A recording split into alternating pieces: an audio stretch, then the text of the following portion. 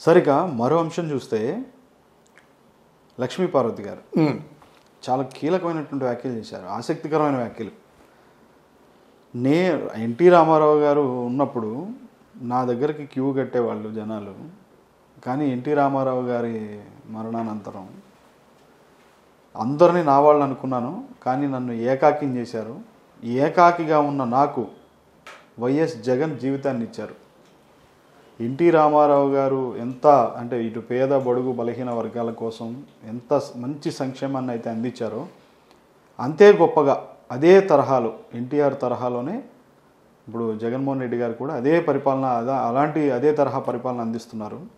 నిజంగా స్వర్గీయ ఎన్టీ రామారావు గారి ఆశీస్సులు కూడా జగన్ బాబుకు ఉంటాయి అనే స్థాయిలో ఆవిడ మాట్లాడారు. ఏంటి ఆవిడ కామెంట్స్ మీద మీ విశ్లేషణ? ఇక్కడ నేను ఏకాకిం చేశారంటాను. లక్ష్మీ పార్వతి గారి గురించి మాట్లాడితే చాలా సందర్భాల్లో మాట్లాడడం జరిగింది, ఆవిడ నొచ్చుకోవడం కూడా జరిగింది. నేను కొంత చదువుకున్నవాడిని, కొంత విచక్షణ జ్ఞానం ఉన్నవాడిని. ఆ విచక్షణతో మాట్లాడితే ఆ మాటలు మీ పని గాయపరిచినట్టయితే దానికి నేను బాధ్యుణ్ణి కాదు. ఇప్పుడు కూడా మీరు అడిగిన ప్రశ్నకు సమాధానం చెప్తున్నాను, లేకపోతే నేను లక్ష్మీ పార్వతి విషయంలో మాట్లాడేవాడిని కాదు. ఇప్పుడు మీరు అన్నారే ఉదయం లేచినప్పటి నుంచి రాత్రి నిద్రపోయినంత వరకు అందరూ నా చుట్టే చేరేవారని, అదే ఆయన కోపం ముంచింది. అంటే ఉదయం నుంచి సాయంత్రం వరకు నీ చుట్టూ చేరినటువంటి ఈ రాజకీయ నాయకులు అందరూ కూడా మీ మీద ప్రేమతోనో మీ మీద ఏదో అభిమానంతో చేరలేదు, వాళ్ళు స్వలాభం కోసం చేరారు. ఒక విధంగా చూసినట్టయితే ఎవరికైతే మీరు అభయహస్తం ఇచ్చారో వాళ్ళు లబ్ధి పొందడం ద్వారా దానికి వాళ్ళంతా మిగతా వాళ్ళు పెట్టిన పేరేమిటో తెలుసా? రాజ్యాంగేతర శక్తి, తృతీయ శక్తి అంటున్నారు. అంటే వంటింటి రాజకీయాలు అయిపోయాయి కదా. ఈ వంటింటి రాజకీయాలు ఉండకూడదనే ఎన్టీ రామారావు గారు చంద్రబాబు నాయుడు గారిని ప్రిఫర్ చేశారు. అది రాజగోపాలాచారిని జయచంద్ర నాయుడు వాళ్ళ తాలూకు సంబంధం ఈయన. అప్పుడు ఆ ఇంట్లో ఉన్నాను నేను, రామారావు గారితోనే ఉన్నాను నేను. ఈ వంటింటి రాజకీయాలు ఆయనకి ఏదో కొంచెం తలకాయ నొప్పిగా ఉందన్నమాట. అప్పుడే ఎవరైనా పేదవాడు కావాలి, డబ్బున్నోడైతే వాడికి ఏదో తలపగురు ఏదో మాట్లాడతాడు, ఏదో ఆడవాళ్ళకి ముడిపెట్టేస్తారని చెప్పేసి రాజగోపాల్ నాయుడిని అడిగితే, కుర్రాడు ఉన్నాడండి, ఎంఏ పాలిటిక్స్ చదివాడు, చాలా బుద్ధిమంతుడు, ఆ యూత్ కాంగ్రెస్లో మంచి లీడర్ కూడాను, ఇది యంగెస్ట్ అసిస్టెంట్ క్యాబినెట్ మినిస్టర్ అని తీసుకొచ్చాడనమాట. అప్పటికి మొహం కళ్ళు తప్ప ఏమి లేవు చంద్రబాబు నాయుడికి. వచ్చి పరిచయం చేస్తే అచ్చా చూద్దాం అన్నాడు. చూద్దామంటే ఒక వారం రోజులు దాసరి నారాయణరావు గారి ఇంట్లో ఈయన మకాం. దాసరి నారాయణరావు గారి ఇంట్లో ఎందుకు మకాం అంటే ఆవిడ కాంగ్రెస్ పార్టీకి సింపతైజర్. దాసరి పద్మ గారు వాళ్ళ నాన్నగారు దాసరి పద్మ గారు, అంటే మద్రాసులో కాంగ్రెస్ పార్టీకి కూడా ఆవిడ సింపతైజర్. అందువల్ల దగ్గర పెట్టుకొని తమ్ముడు అని పిలిచేది. ఒకవేళ ఈ వీడియో చూసినట్టయితే చంద్రబాబు నాయుడు గారు ఇవన్నీ గుర్తుకు వస్తాయి.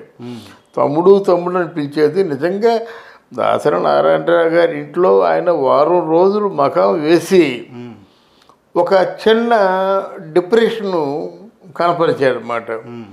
అప్పుడు ఈవిడే ఓ రోజు వచ్చి పద్మగారు అన్నమాట, ఏమిటని ఏం చేసావు, నీకేం పరిచయం చేసినట్టయితే అచ్చా అన్నావు, తర్వాత మరి అతను చూడలేదు, ఆయన ఏదో మనసు విరక్తి చెంది పక్కనే రైలు పట్టాలు ఉన్నాయి, ఎప్పుడు ఏ నిర్ణయం తీసుకుంటాడో యువకుడు కదా, కుర్రాడు కదా, అయినా బాగాలేదు నీ పరిస్థితి, ఏదో చెప్పపోయినట్టయితే ఆయన వెళ్ళిపోతాడు ఆయన దాన్ని. ఆయన నువ్వు చెప్తే కదా వచ్చాడు, ఉన్నాడు, ఆయన మంచో చెడ్డో తేల్చుకుందామని చెప్పి పట్టుదలతో ఉన్నాడు, మహా పట్టుదల మనిషి, చెప్పు అనేసరికి అప్పుడు రాజగోపాల్ నాయుడు, జయచంద్ర నాయుడు, చంద్రబాబు నాయుడు వీళ్ళందరితో మాట్లాడి కొన్ని 1,15,00,000 కండిషన్స్ పెట్టాడు ఆయన.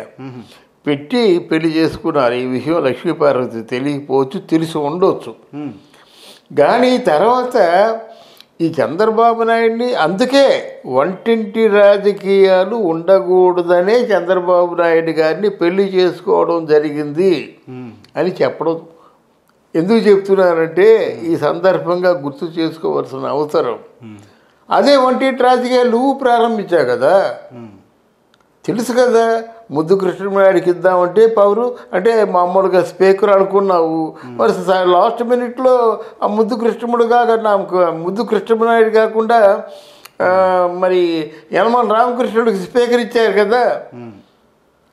యనమల రామకృష్ణుడు అయితే చదువుకున్నాడు బాగుంటుందని చెప్పేసి ఆ రోజు నువ్వేం చేయాలంటే అది చేసావు.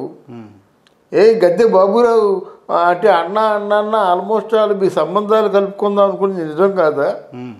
గద్దె బాబురావుకి సూట్ కేసులు ఇస్తే మరి తిరిగి సూట్ కేసులు రాకుండా ఉన్నమాట నిజం కాదా? ఆ రోజు మీ తాలూకు కోటరీ ఎవరు? ఇంద్రారెడ్డి నీ కోటరీ కదా, ముత్తుకుమల్లి నరసింహ నీ కోటరీ కదా, రాజేంద్ర ఎంపీ నీ కోటరీ కదా, ఎవరు నీ కోటరీ? లక్ష్మీనారాయణ మన తెలుగు యూనివర్సిటీ వీళ్ళంతా నీకు అత్యంత ప్రీతిపాత్రులు కదా. మరి ఇవన్నీ జరిగిన తర్వాతే జరిగిన పరిణామం అది. అంటే నా వాళ్ళందరూ నన్ను మోసం చేశారంటే నీ వాళ్ళు ఎవరు? ఎంపిక చేసుకున్న వాళ్ళు. అంటే నువ్వు ఎంపిక చేసుకున్న వాళ్ళందరూ నిన్ను మోసం చేశారంటే నీ ఎంపికలో పొరపాటు ఉంది. ఓకే, అలాగ అర్థం చేసుకోవే. నెంబర్ 1 ఒక ఏకాకిగా మిగిలిపోయినని చెప్పి నువ్వు అనుకున్నావు. అంటే మిగతా నువ్వెవరినైతే ఎంపిక చేసుకున్నావో వాళ్ళే నీ వాళ్ళు అనుకున్నా. కానీ ప్రపంచం చాలా విశాలమైంది. ఎందుకంటే అవతల వాళ్ళు నా బిడ్డ అనుకుంటే వాళ్ళు తప్పకుండా మనల్ని ఒక బాబాయ్ అనుకుంటాడు అన్నమాట. అంతేగాని ఈయన ఎవడో ఈయన చాలా బ్యాక్గ్రౌండ్ ఏమిటో ఈయన వంశవృక్ష ఏమిటంటే మనల్ని కూడా అలాగ అనుకుంటాడు కదా. మనం ఎలాగ ఆలోచిస్తున్నాం ఆయన అలాగ ఆలోచిస్తాడు. అందువల్ల నీకు రక్షణ కల్పించిన వ్యక్తి ఒకే ఒక వ్యక్తి, అది మన జగన్మోహన్ రెడ్డి గారు అంటున్నారు. మా అలాంటి ఏకాకిగా ఉన్న నాకు జీవితాన్ని ఇచ్చింది జగన్మోహన్ రెడ్డి గారు. జీవితాన్ని ఎవరు అండి? భగవంతుడు ఇస్తాడు. ఎన్ని తలతెక్క మాటలు. కానీ జీవితాన్ని ఒకరికి జీవితాన్ని ఒకరు ఇవ్వడం ఏంటండి? ఎలాంటి వింతలంటే ఒక గద్ద పాము తనుగుపోతుంది ఆ నెల్లూరు దగ్గర ఎక్కడో. ఆ గద్ద ఏమో వేలల్లోంచి కాలాల్లోంచి పాము జారి పడిపోయి ఒకరిని చంపి ఇలా వెళ్ళిపోతుండగా మళ్ళీ ఆ గద్ద తనకి వెళ్ళిపోయింది. అంటే ఆ ఒక్క క్షణంలో ఈయన కాలయముడు ఆయన్ని కాటేయడం కోసమే విడిచాడనమాట. ఆ కాటేసింది వెళ్ళిపోయింది, తన పని చేస్తే తను వెళ్ళిపోయింది. ఇవన్నీ అక్షర సత్యాలు మన కళ్ళకు కనిపిస్తున్న సత్యాలు అన్నమాట. అందువలన జీవితాన్ని ఎప్పుడు ఎవరి తరం కాదు, ఆ పరమాత్మ పరమేశ్వరుడు ఆయన తరం. కానీ ఇక్కడ ఏం చేసావంటే సిగ్గుమాలి అంటే నీ భర్త నీ స్వామి అహర్నిశలు నిద్రాహారాలు మానేసి ఆరోగ్యాన్ని సైతం లెక్క చేయకుండా ఒక ప్రపంచంలోనే ఒక గొప్ప చరిత్రను సృష్టించినటువంటి రామారావు గారికి నువ్వు నీ అదృష్టవశాత్తు అర్ధాంగివై ఉండి నీ తాలూకు బాధ్యత నీ స్వార్థం కోసం పరాయి పంచన చేరడమా? అదే ఎవరైనా ఒక విధంగా ఆ నిజాయితీ కానీ అంటే ఆ స్వామి భక్తి కానీ ఉన్నట్టయితే తెలుగుదేశం జెండా కప్పుకొని చచ్చిపోతావు, తెలుగుదేశం పార్టీ నీడలో చచ్చిపోతావు, తెలుగుదేశం ఎన్టీ రామారావు స్మరణలో చచ్చిపోతావు. ఏంటి పదవి అధికార భాషా సంఘానికి ఏదో అన్నారు. ఏం చేశావు? ఫండ్స్ లేని పదవి నీకెందుకు? నువ్వు వచ్చి ఉద్ధరించింది ఏముంది? ఇవన్నీ గుర్తుకొస్తాయి బాబు నాకు. ఎందుకంటే పరిపాలన కూడా అప్పుడు బాగా ఎన్టీఆర్ చేశారు, ఇప్పుడు మళ్ళీ జగన్మోహన్ రెడ్డి గారే చేస్తున్నారు అనేటువంటి. ఎన్టీ రామారావు గారితో ఎవరిని పోల్చలేమండి. నాకు దేవుడు లాంటి వ్యక్తిని కాదు. ఎన్టీ రామారావు గారితో ఎవరిని పోల్చలేము. అది ఎంత చిత్తశుద్ధి అంటే నేను సంతకం పెట్టిన మరుక్షణమే ₹2 కిలో బియ్యం మద్యపాన నిషేధం అన్నాడు. 2 సంతకాలు పెట్టాడు. ఇంకే ముఖ్యమంత్రి అయినా పెట్టాడా? చంద్రబాబు నాయుడు పెట్టాడా లేకపోతే మన జగన్ పెట్టాడా? చంద్రబాబు నాయుడు ఏమన్నాడు, దశల వారీగా తగ్గిస్తా ఉన్నాడు. ఈయనేమన్నాడు, పూర్తిగా దీని రేటు పెంచినట్టు తాగడం మానేస్తా ఉన్నారు, ఏరులైపోతుంది మద్యం.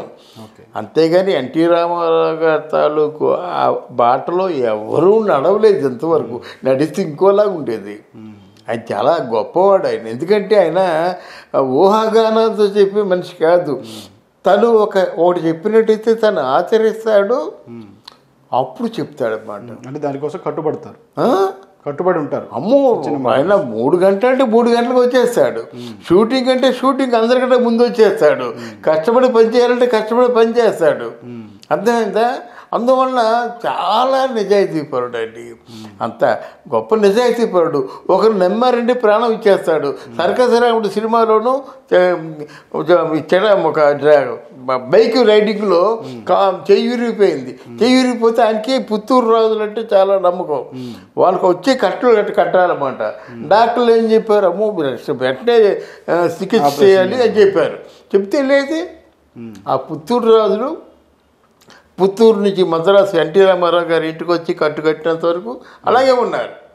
అలాగే ఆ రోజు 700 మేడ చిత్రం 100 days ఫంక్షను. అంటే ఇవన్నీ నాకు గుర్తుకు వస్తుంటాయి. మిగతా వల్ల కాకుండా నాకు అనుభవం అన్నమాట. అప్పుడే నాగేశ్వరరావు గారు చెప్తున్నాడు, ఇవాళ యాక్చువల్గా అంతా బాగున్నట్టయితే ఇప్పుడు రామారావు గారు వచ్చి ఈ సభని రంజింపజేయవలసింది, ఆశీర్వదిస్తూ ఉన్నారు. కానీ నా దురదృష్టం ఆయన రాలేకపోయారంటే, వస్తున్నాం బ్రదర్ అన్నాడు. అక్కడి నుంచి చూసి అందరూ వెనక్కి తిరిగి చూశారన్నమాట. ఏమది, మేము 7 మేడ చిత్రానికి ఆ రోజు విజయోత్సవ సభకి వస్తామని చెప్పి మాట ఇచ్చాం. ఏం పోయింది? కాడు పోయినా వస్తాం, చేయి పోయినా వస్తాం, ఆఖరికి మా ప్రాణం పోయినా వస్తాం అన్నారు. అందరూ చప్పట్లు కొట్టారు. ప్రాణం పోతే ఎలా వస్తారు? ఆయన ఆవేశం, ఆయన మాట అంత గంభీరంగా ఉంటుంది అన్నమాట. అంటే ఇవన్నీ ఎందుకు చెప్తున్నానంటే, ఆయన అంత నిజాయితీపరుడు. ఆయనకి అదృష్టవశాత్తు దురదృష్టవశాత్తు నువ్వు అర్థంగమైనందుకు ఆయన పట్ల నువ్వు చూపించవలసినటువంటి భక్తిభావం ఇది కాదు, నీ బాధ్యత ఇది కాదు. నిన్ను అసలు నీ చరిత్రను మార్చిందే నందమూరి తారక రామారావు. నీ జీవితాన్ని మార్చింది జగన్ అంటే ఏంటి ఆలోచించండి. అదే లక్ష్మీపార్వతి గారు మీ జీవితాన్ని మార్చింది జగనా, ఎన్టీ రామారావు గారు? ఆయన దూరం అయ్యాక ఈవిడ ఏకాకిగానండి. దూరం అయ్యాక ఎప్పుడైనా నందమూరి తారక రామారావు గారు అర్థాంగి భార్య లక్ష్మీపార్వతి అంటారు, కానీ జగన్ పునర్జన్మ ప్రసాదించిన లక్ష్మీపార్వతి గారు అంటారా? లక్ష్మీపార్వతి అంటారు కదండి. అందువల్ల కొంచెం అదొక బ్లాక్ మార్క్. ఎన్టీ రామారావు గారి తాలూకు జీవిత చరిత్ర రాయవలసి వస్తే ఆఖరి అధ్యాయం సంజమరుపులో ఉన్నటువంటి అధ్యాయం ఒక బ్లాక్ మార్క్ అన్నమాట. అది ఒక నల్ల మరక. Okay, thank you. దాన్ని మనం ఏం చేయలేము. Thank you very much sir. Thank you very much.